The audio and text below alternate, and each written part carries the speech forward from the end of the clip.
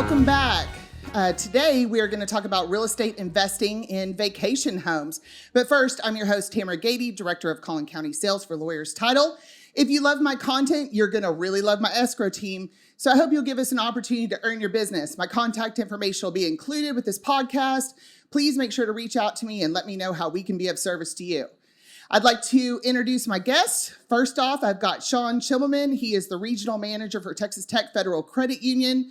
Total baller in lending. I think you guys need to give him a shot to earn your business as well, because he will take great care of it and take great care of you and your clients. I've also got David Russell with the Russell team at powered now by EXP Realty. And these are two friends of mine. We've been talking a lot about investing, not just in vacation homes, but just second homes, rental homes, short-term rentals, things like that. And I know it's of a lot of interest to the people that'll be listening to this podcast. So I'd like to dive right in and start talking about some of these things. Obviously, to me, it's a little bit selfish because I want the information just as bad as everybody else might. So thank you guys. Thank you, Shaun. Thank you, David, for joining me today. Excited to have you guys. You've been on before. I have. This is Shaun's first time. Thanks for having me. Thanks for coming today. By the way, thank you for always taking care of my escrow team. You reached out to one of my escrow assistants today, and she was thrilled. Thinks you're one of the nicest guys on the planet, and so do I. So let's kick off with a little bit of background. David, do you want to give us a little bit of background on how you got here, how long you've been in the business, what you're up to? Well, real estate, been in business as a realtor 16 years, this year, 16 years. About 12 years with Ebby Halliday, 2.5, 3 years with Compass, and recently moved over to EXP and started investing in rentals 8, 9 years ago, and then rolled over to what we call midterm rental and vacation rental just about 4 years ago. Mm-hmm. I know, because you're my mentor. You were the first person I called. And I was like, okay, what do I need to know? So I call you every time I want to know about something that has to do with what not to homes. do. Yeah. You call me with what you don't want to do. You go first. Right. And Shaun, let's talk about your background a little bit and how you got here. Sure. Yeah, I've been in mortgage lending for 18 years now, finance in by itself for 25 years, and then really getting to the investment properties and capital investments and things like that the last 3 years. So it's been a long ride. You're a busy guy. Very. Always got your hands in something for sure. Both of you. And so, obviously we've had a lot of conversations about investing in, David, you and I started talking about rentals, just regular traditional rentals.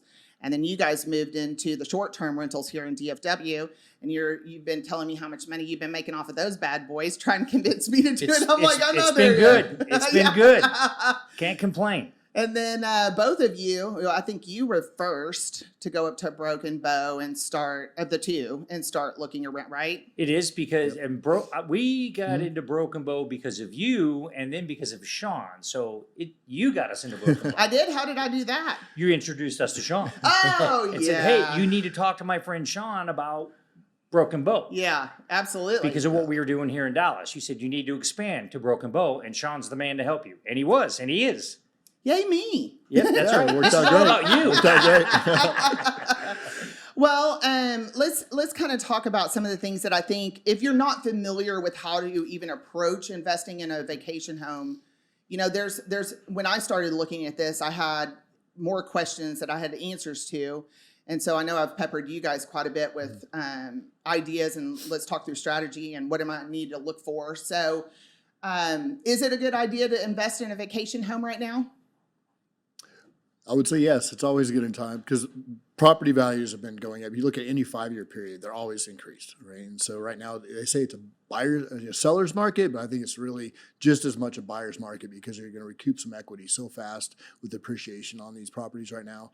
And since 2020, people have been doing more short-term rental type of vacations more than they ever have. Mm-hmm. So you look at occupancy rates on VRBOs and different short-term rentals, it's through the roof compared to what it used to be prior to 2020. Yeah. So I think that has a lot to do with that. It's definitely, I say it's a great investment. Do we think everybody's already in Broken Bow? Hopefully not. They're trying. I know. I have several realtors in DFW that are investing up there. So, and not just there, other places as well. Right. But that, Broken Bow really, in my mind, became extremely popular when shelter in place happened. And right after that, people were wanting to still go somewhere, but they didn't want to go far, and you didn't want to get in an airplane and, be around people. And you go to Broken Bow and you got your cabin all to yourself, and you don't have to leave if you don't want to, Right. So it became extremely popular.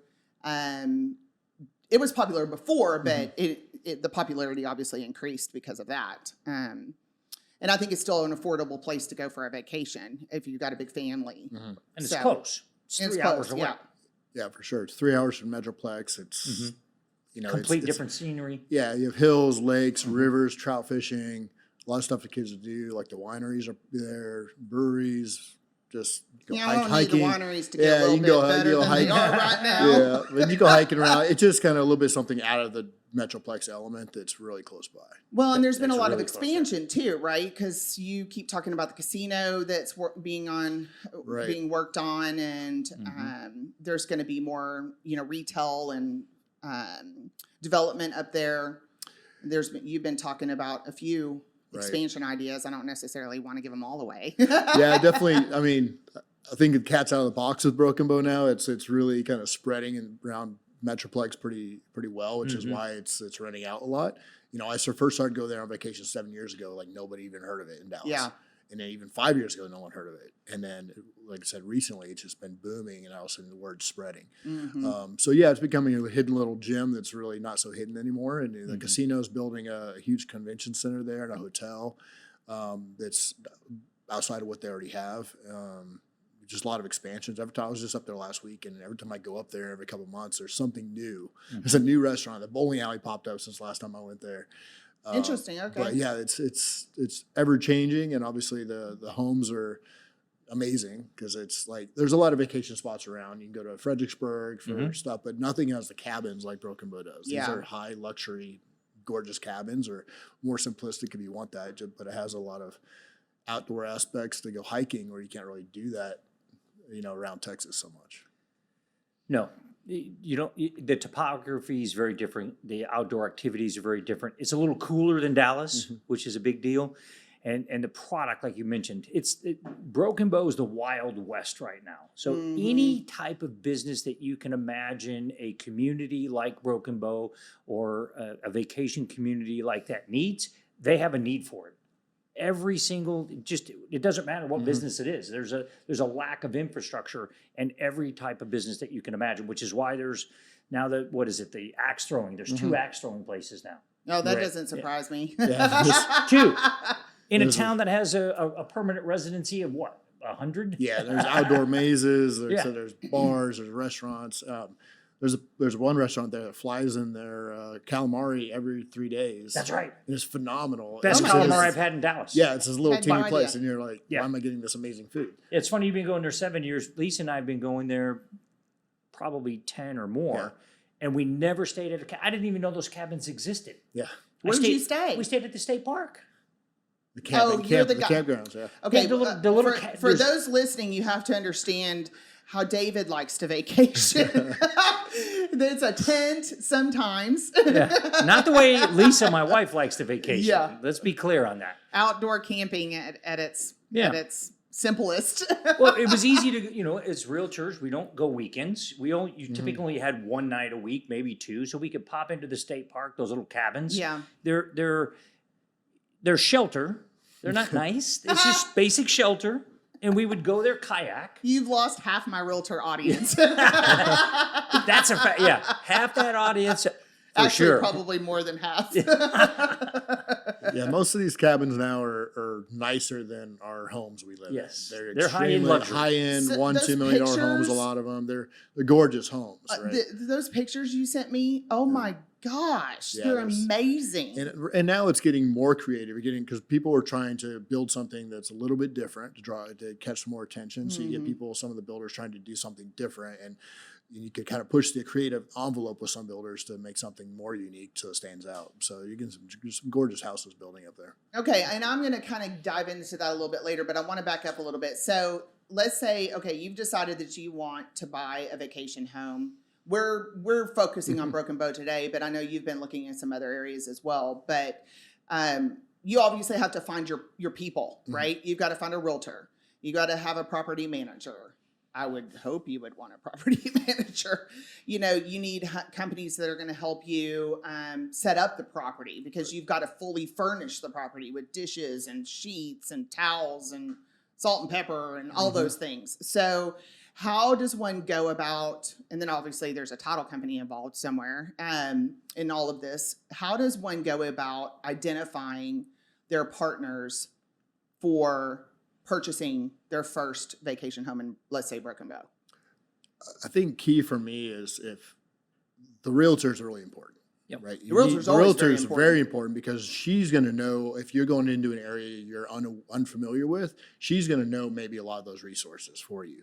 Because if you don't live there and you're trying to buy something, you know, I was in Hot Springs, Arkansas last week checking out some areas over there. You know, I don't know anybody there, so I'm gonna have to go find a good realtor. And hey, do you have resources for a good management company and decorator that comes in and preps the whole house for you? And you know, if I'm going to build, who's the builder to go to here, right? And what are the samples? So I think that's always been my first step, is that realtor is very important. Yep, totally agree. Once you get the realtor, the other thing, and this applies really heavily to Broken Bow, and I haven't looked at Hot Springs yet. Ironically, you mentioned that it is an area that I've thought about looking at, because it is fairly close to Dallas. But I think an area to help with that research is Facebook. There's a lot of Facebook groups for these different vacation areas, cabin owners. I jumped on one. I mean, I found one. You get a lot of insight when you get on those you do. Facebook page. You find out what services you might not want to use. You get recommendations for those you want to use. What are the trends? What are the problems? So I found that the Facebook pages up in Broken Bow in particular were incredibly valuable. I found that to be the case too. It was really interesting because someone was looking for a realtor, and I, followed down the whole stream, to see who the common names were, because there's always going to be common names. Yep. And that's a good indicator of who's doing the best book of business in that particular area. So I think that's a great golden nugget. An easy way to start is to, if you're on social media, join some of these private groups for that particular area that focus on investing there. And that would be a really good resource for you to start to identify some of the people you might want to work with. So I think that's a great start. And you got something to add, Well, David? and I think Shaun's point about starting with the realtor is really critical, and interviewing maybe more than one, because you really want a realtor that's going to give you some data. You need somebody who's data driven, not just trying to sell a house, but actually focused on data. But those that are going to give you an honest opinion of what's happening in the area, what builders to use, what builders not to use. So I think it's important that you really vet that realtor. Yeah, I had a conversation with the one Shaun sent me, and I was asking all kinds of questions to all kinds of stuff. I've bought several houses here now, so I'm pretty savvy at identifying, what could be a potential problem with a property. And so it was kind of like, what's maintenance like? Do you have foundation problems? What's the soil like? That's a question we have to ask here. How are the foundations built? And then she shared with me a ton of information about, do you want a 3-bedroom or a 1-bedroom, and the difference in the occupancy rates. And then it was down to, you want a paved road, not a gravel road, because all the Dallas Porsches can't take it up the gravel. That was one note. That was one comment that I read on Facebook in one of the private groups, is somebody who'd bought a cabin, had a Porsche or an exotic car like that, and they were rather upset when they tried to go to their cabin and they couldn't get to it because the roads weren't maintained. Yep. Part of that too is, Broken Bow's now separate. You got Hochatown, right? Which that's right. They emancipated last year, so now they're their own town. Okay, so that's helpful, because I didn't really know that. So most of that area I would call Hochatown, because it's all in Beavers Bend National That's Park, right? You have Beavers Bend National Park's the whole. You have Hochatown is really to me the good cabin area, and then south it goes into Broken Bow really, and Idabel, right? Yep. But Hochatown's really the town now, because they kind of separated out, become their own town, so they can get taxes. I mean, one, they're going to try to maintain the roads and put in a lot better road system, but also so they can support that area with more centralized taxes on it. That's right. Is your cabin in the incorporated area now? It's in Hochatown, yeah. Interesting. I didn't know everything, but you just say Broken Bow. Yeah. Yeah, that's kind of like the Everything's whole, right? Broken Bow. Yeah. Yeah. That's like kind of saying like Dallas, right? Yeah, It's I to get know. you- People ask me Right. where I'm from. I'm from Dallas. Right. Well, have they been? I don't think they've been assigned their zip code yet. I don't know if they have It's or supposed to not. be coming. Yeah. But But at least they have the infrastructure there, and they're starting to build out, their game plan for the roads and different That's right. infrastructure. Yeah. Well, because you were telling me about going to see a cabin out in Broken Bow, and that it was like riding a roller coaster because of yeah. the hills and yes. tell you want to tell that That story? was.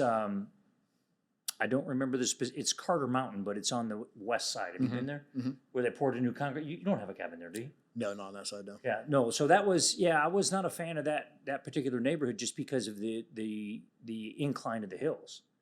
And I actually asked a couple of different people, property managers, and neither one of them are going up there. So you just have to be careful. You almost have to have feet on the ground, like you went out Right. to Hot Springs. You have to go be feet on the ground with the realtor and learn the different areas and what are the pros and cons. How far out? So in Broken Bow, Hochatown, to be specific, do you want to have a cabin that's 4 or 5 miles down an unmaintained dirt road? That's a decision you have to make as an investor. Mm-hmm.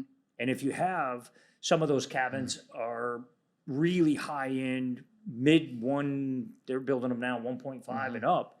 And if you're 4 or 5 miles out in the country, what's around you and how easy is it to get there in the winter and during a rainstorm? Do you want that? I thought that was, something really interesting to consider, because when you think of that area, you think of staying somewhere very rural, where you're by yourself and you see all the pine trees and all the all the beautiful nature and things like that. But you don't think about what does it take to get to that cabin in the middle of all the nature, There's a reason all the property management companies have 4-wheel drive trucks. Right. With tow hitches with winches on the front. Well, but if you're thinking about an investment property, that's a serious concern, because not everybody who's coming to stay in your cabin is going to be driving a 4-wheel drive vehicle. It's a factor. Yeah. I think that's some of that stuff. It just seems so minor, but it's not. It's very major when you're talking about buying something there, or any kind of area like that. Yeah, definitely. And I think we can step back too. And it's like, you got into short-term rentals. What's your take on the comparison between that versus like long-term rentals? Like, what's the benefits you see there? Great question. Oh, cash flow. Yeah. I mean, 3 to 4 times. Broken Bow? No, no. So we have the midterm rental where we rent by the month only, and then we have the short-term rental. So we have both. Those are here. Yeah. So we have the monthly rentals here, and they're furnished rentals. Those are 2 to 3 times, and then the cash flow up in Broken Bow. That's a complex question though, what you do on cash flow there, because it depends on what your mortgage package is, how you finance I it. agree. Yeah. And then what type of product do you have? Like Shaun has more luxury high end. I have more mid-level in Broken Bow. And so the numbers are a little different on that.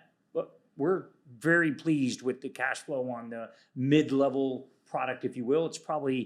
It'll be double to 3 times what I would do on an annual here in Dallas. Yeah. For the same investment, really.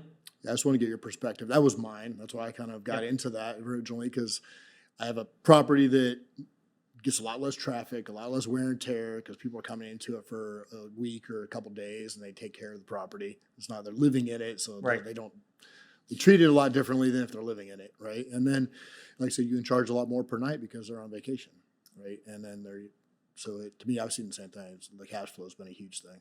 And it's actually a property that, I don't know, we use ours a lot. I don't know if you go up to yours often. Going to last year I was up there 5 times, and then this year twice so far. That's pretty good. Mm-hmm. Yeah, we're up there quite a lot. And it works out really well for us because with our schedule being flexible as it is, we don't necessarily block the time. We just go when it's vacant. Sure. It's Sunday. We see nobody's going to rent it Monday through Thursday. Right. So you just shoot up there real quick. Right. So it works well. Well, I think it's a great way to keep tabs on what's going on up there, right? That's how you are doing it. Yeah, that's a good reason to do it. That's not our reason. Sure. You're trying to take time away. I get it. So you brought up an interesting question. So, Shaun, I'm going to bounce this one over to you.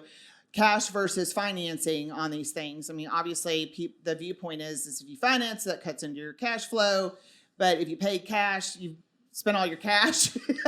Yeah, I think it comes to how liquid you are, right? And what your goal, your business model and your goal is. Because if I'm paying cash for $1 million property, and that's all I have, then I'm building one property. I'm getting good cash flow on it, and from that property. But I would rather take that $1 million and build 6 properties with it. Right. And then I'm going to make tons more from a cash flow perspective. Even though I have multiple mortgages, I have cash flow for 6 properties versus 1. That's how I look at it. It's going to outrun it in a cash flow, and it's going to outrun it because I'm going to make appreciation on 6 properties versus 1. Right. I would always. My original mentor in finance told me use somebody else's money. Yep. That was 20 years ago, and I lived by that. And I finance homes for people who are worth $500 million. People are like, why are they financing it? Because they live by that motto. Mm-hmm. Because they can use their money to invest and make more do it differently. So Article last week, Elon Musk had all his California houses were leveraged. right. Richest man in the world, and he had mortgages, $180,000 a month or something was his mortgage payments. I think it's smart to use other people's money. I do it all the time. Right. But Sean gives it to me. But yeah, I would definitely not pay cash for a property. It just doesn't make sense financially to me because I can look at it 10 different ways on paper, and it does not make sense to do that, to pay it in full just because I get a higher cash flow. But that's maybe your goal is only to do one. But I would rather just keep building those, and then that cash flow, like my cash flow from mine goes into an LLC account, and as soon as I have enough for a down payment on another property, I build another property. Yeah, that's right. And I just keep on doing that, and because I don't need the cash flow. To me, Right. it's building down payment for the next one, because I want to have so many X amount of properties in 20 years that are all paid off. And at that point, I have a massive portfolio of investments that are cash flowing like crazy that I can either keep or liquidate some if I want it, or leave to my kids. But that's my goal for it, But I think you're definitely going to be better from a cash flow perspective using that amount of lump sum money to build as many as you can versus building one. So, we're going to finance, right? We're not going to pay cash. And then what does it look like? What does somebody need to have prepared to put in an offer and want to go under contract on a house? Or what are we talking about, down payment and things like that? General market, if it's their first one, they can probably get away with a second home if they plan on going out there. I think the requirement's like 10 days a year or something. Then they can do 10% down. We do have some in-house products with our company where we can do 10% down on investment properties where no one else can really do that. But Fannie Mae requires 20% down for their investment properties. Freddie Mac requires 15% down. So you can get away with that. So it's a nice little chunk of change on a $1 million property. Yeah, it can be a nice little chunk of change. So a lot of my investors will leverage me because they want to use the 10% down on investment properties because they look at it like that. I'd rather save my money and use somebody else's money to do that. But then you have to crunch some numbers, with your balance sheet to make sure that with the mortgage, the management fees, taxes, insurance, like everything you put into that house, that it's making money for you, right? Yeah, we looked at one the realtor had brought to my attention. It was an existing property. I'm looking more turnkey. I don't have the bandwidth to build, but we were looking at the numbers, and I had asked her, I said, well, what's the net? What is the net on this property? And she told me a number, and then she said, but that's before this, and this. And I was like, okay, well, what's the net? And she goes, well, this is the net, but you still got this. I'm like, do you know what the net is? Do you know what that means? It's like, how much money did this person get deposited into their bank account once everything was done? Challenge with that is she's not going to know. That's right. She has no idea what kind of mortgage they have on that property. They could have had it paid off. They could have had Well, I would think that they would be disclosing most of that, right? At least, what do people have to disclose about? No. None of that. Occupancy rates, night rental amount per night. They usually will tell you all that, and they'll give you the management company's rental breakdown because they want to try to sell it. This is how much it's renting. Right. You can get all that, but they won't tell you any of their personal expenses, on the property. And you don't know what write-offs they buried into that. Yeah. So really you have to look at it at a high level. This is what and you have to be conservative on occupancy. And that's a trend I see on the Facebook groups up there specifically, is people are concerned about occupancy rate, and that indicates to me maybe they're over leveraged. So you have to be really careful on what occupancy rates are, and then you back into the number, and this is what it's going to cost me for utilities and property management, et cetera, and then can you live with that estimated net?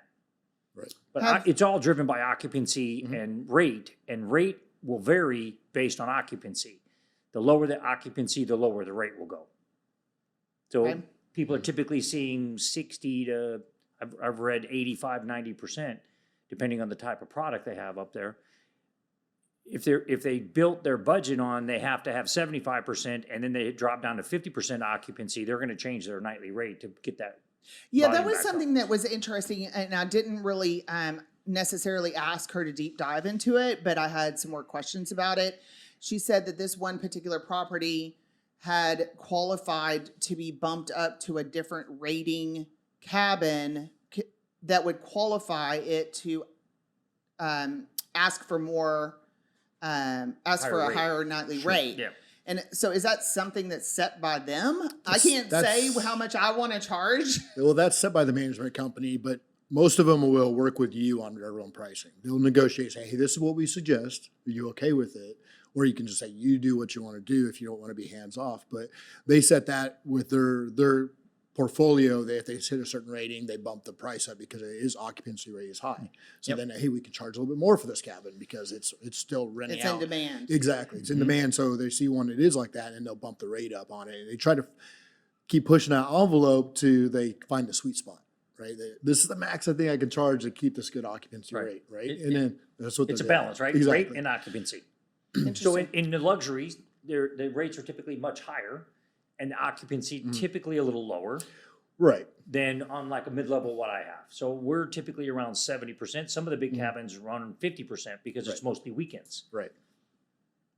Just But very they're different char- yeah, rates. Yeah, exactly. And it's a And they're different charging clientele. they're charging a huge different price That's point right. because you have 5 families maybe sharing that. That's right. To afford it.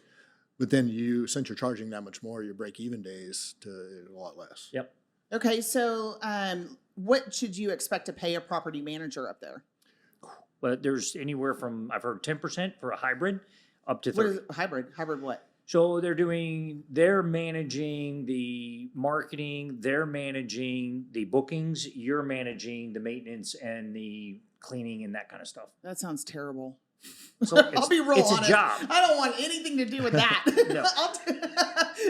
Yeah, because if you don't live there, doing the self-managed or even hybrid is challenging because you got to find that person that's going to Yeah. do that for you or stay And on make top sure they're of not it. going to go in and steal everything. Right. And, Yeah. and with It's those 10 o'clock calls. The Yeah, you gas grill won't light or the heat went out or something. What do you and you're trying to find somebody. A property manager has somebody on staff 24/7. that's the last thing I want to deal with. Right. Like to me, a lot of the management companies they charge anywhere 25 to 30%, Mhm. Okay. which seems like a lot, but when you don't have any of the headache, and they balance everything for you. A lot of them they have different policies where they can certain things they cover, certain things they don't. They'll let you know, hey, we have to do this, and you cut that through your fees. But to me, if I was just doing one cabin, maybe the hybrid would be something I could do. But when I plan on doing 10 to 20, I don't have time to do any of that because I want to just have somebody else manage it for me, and that fee is well worth it to me. Plus, it's a tax; it's part of your write-offs. Oh Anyway, yeah, so, it's quality of life. you You have know. a full-time day. You're grinding during the day. Right. You don't have time to take that phone call.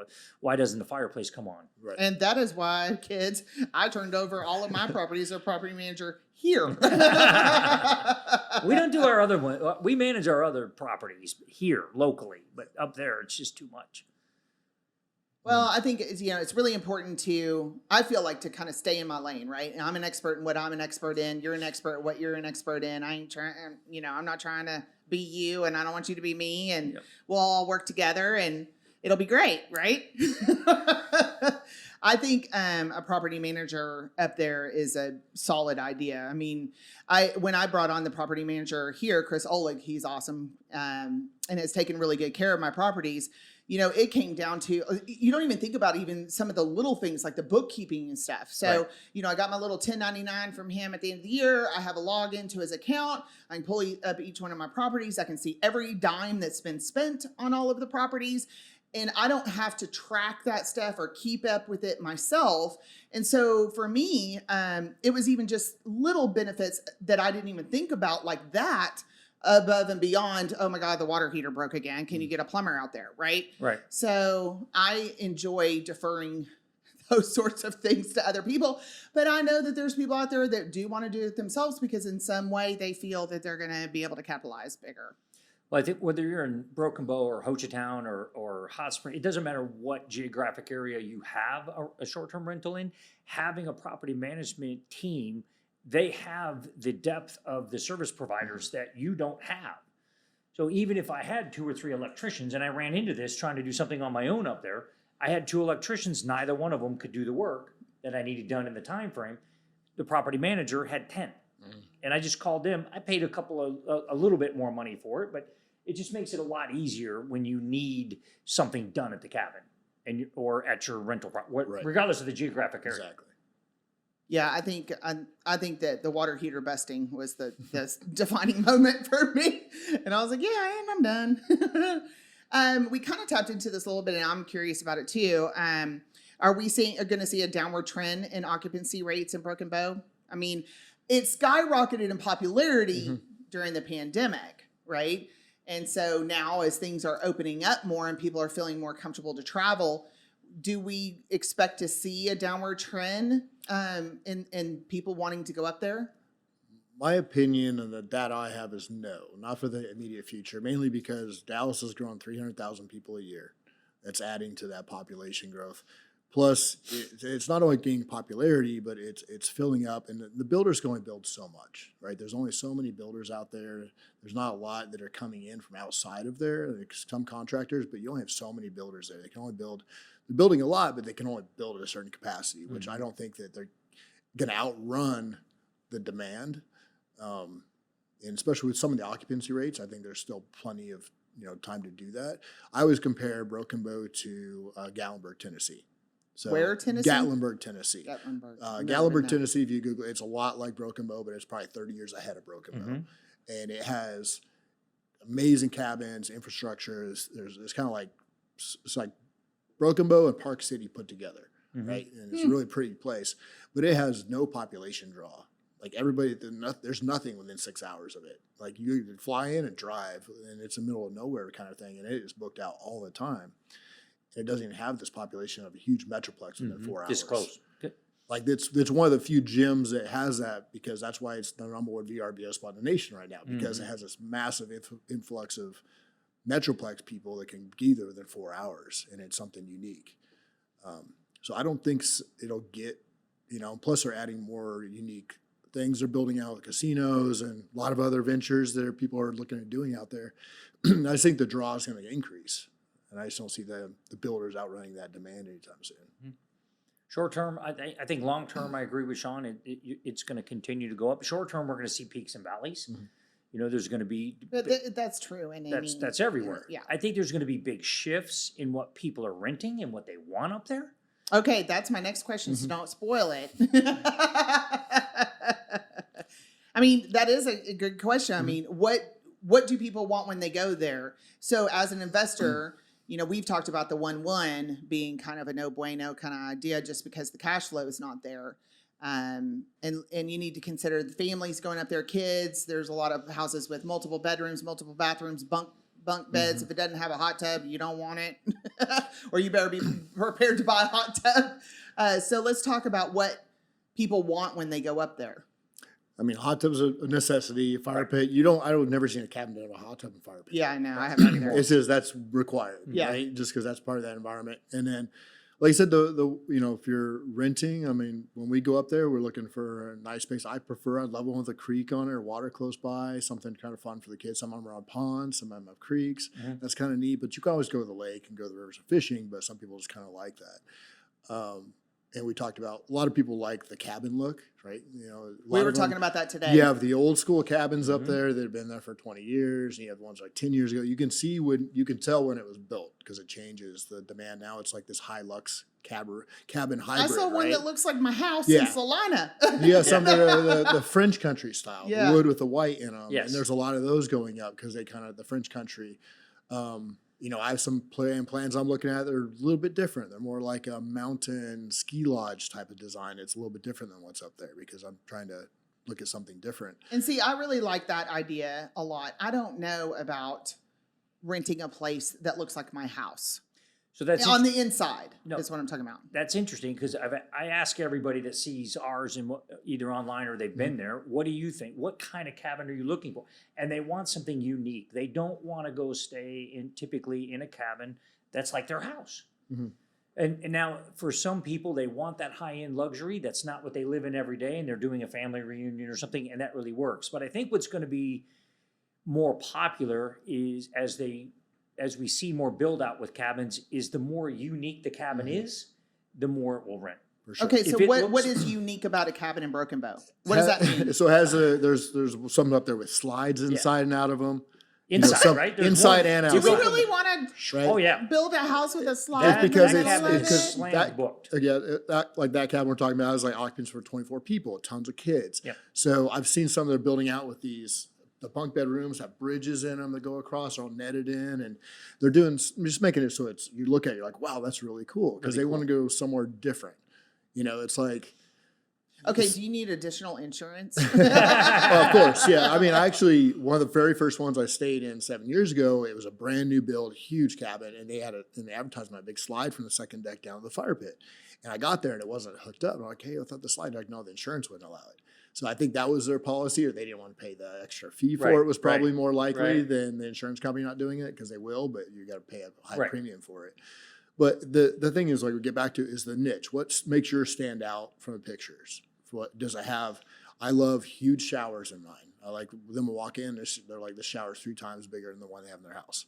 Like there's something exotic, or big kitchens. Open floor plans to me really go well because vast windows in the back that look out in the trees, nice deck covering, outdoor fireplaces to me is a big thing. But unique. The more unique it is, and that was one thing that the property manager told me, is the more unique the cabin is, the more it will rent. Whether Exactly. you like it or not, it's not your house.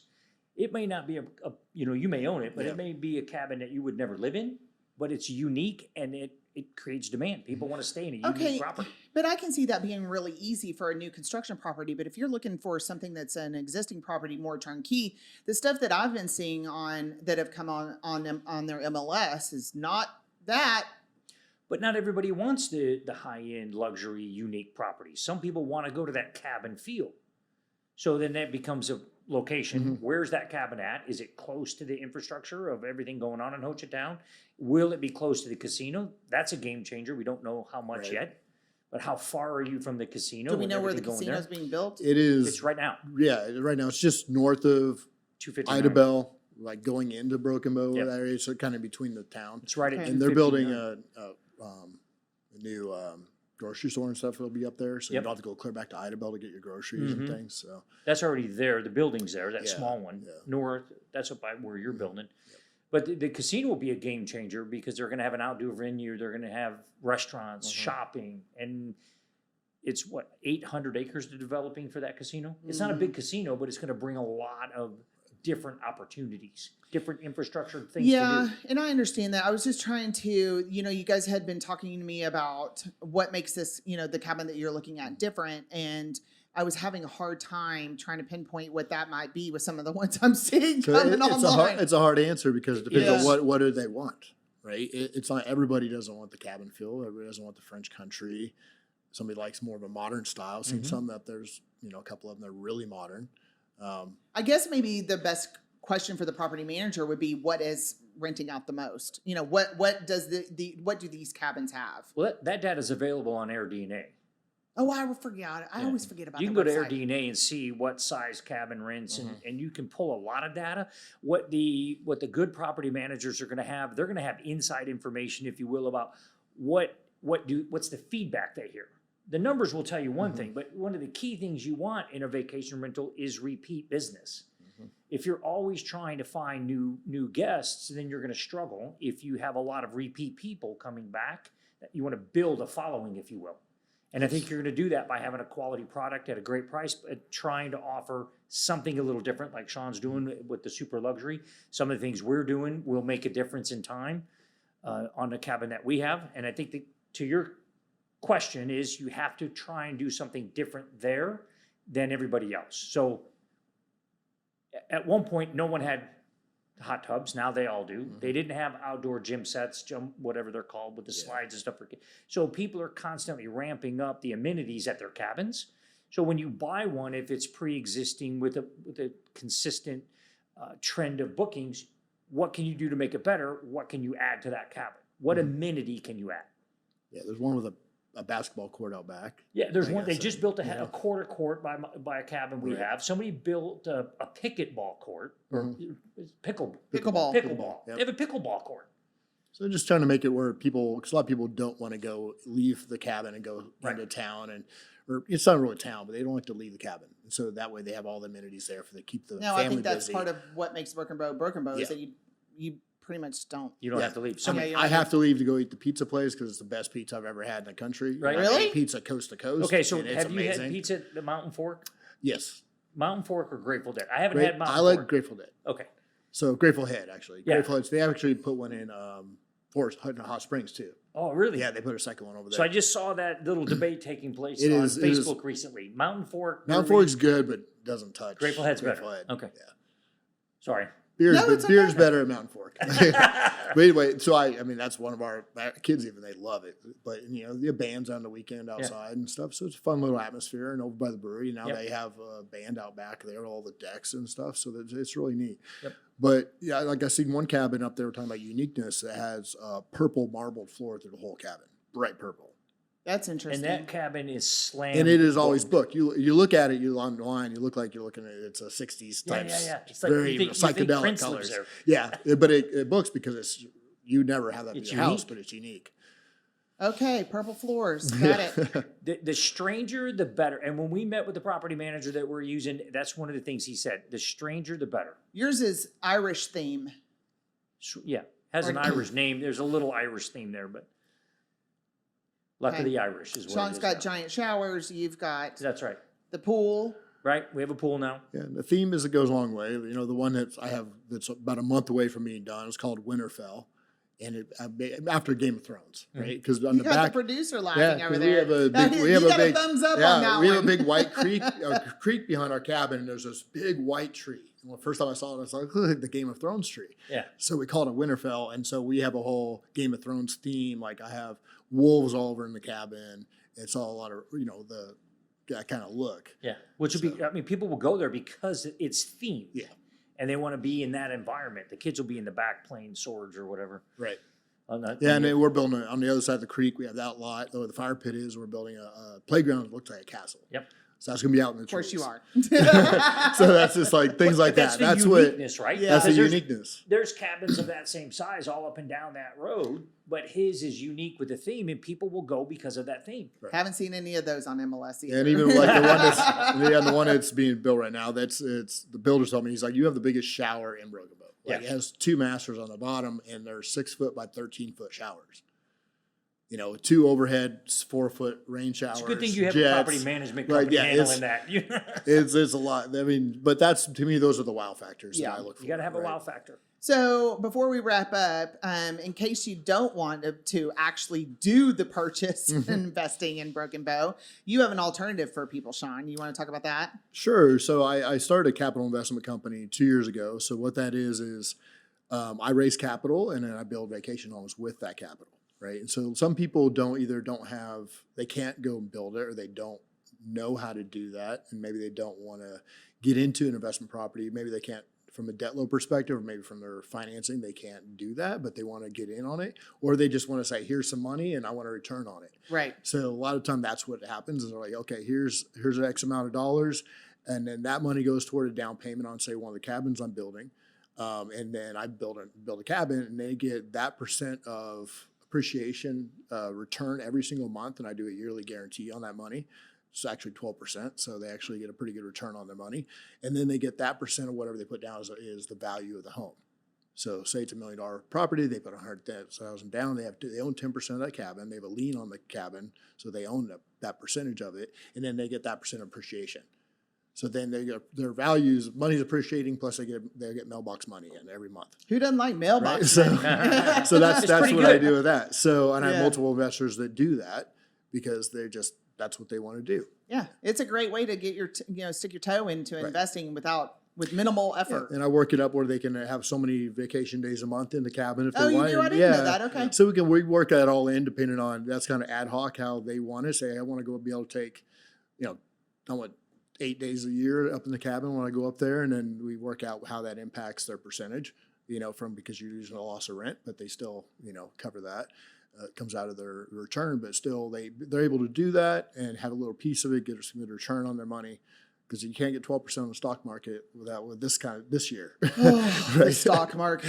So plus you get a return, and I'll give them options. Hey, I'll give you a 5-year and 10-year buyout option. So say at the end of 5 years, you're wanting out, then okay, here's your check of your percent of ownership for the whole cabin based on that value at that time, and you can walk away. Love it. I'll make sure that your information is included in case anybody wants to reach out to you for that, or if they need help financing their new Broken Bow investment property. Of course. I just put a big billboard up there. It goes live. You did? April 1, yeah. Oh, nice. The big digital one. Yeah. So it'll rotate up there, but it's like, why rent your vacation home when you can own it?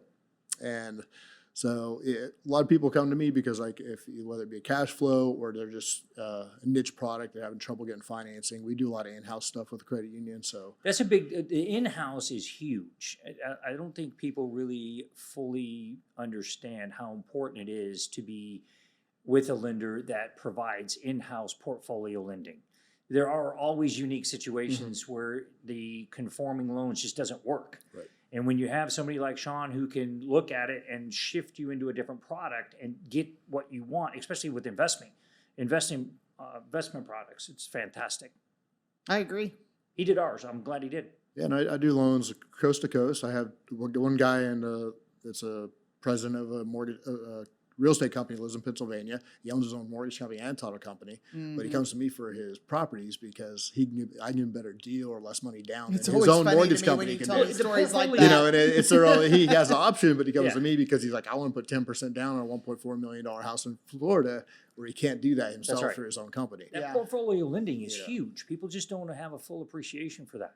And a lot of people just don't fit into those standard boxes, Right. whether That's right. whether it's even for your primary home. Or they don't know about them. Or they're self-employed and they can't get financed anywhere else because they write everything off. They take advantage of taxes, Right. or they've been self-employed under 2 years. Those are things we can look at from a portfolio standpoint. Okay. Anything else that we need to touch on before we wrap up for today? I think we did a good job. Buy an investment property. Yep. And then we'll title work through Lawyers Title. They're Yay! amazing. They get all my work. That's so. exactly right. Well, thank you, David. Thank you, Shaun, for Thank you. joining me Thank you. on another episode of Spilling the LT. Again, I'm your host, Tamara Gady. Thank you for joining us. Again, if you like my content, you will love my escrow team, so make sure that you give me an opportunity to earn your business. Go on to all of my social media platforms, like, share, subscribe, comment, and I'll make sure you know how to reach these two for any investment advice. Thanks for joining us today, and make it a great day.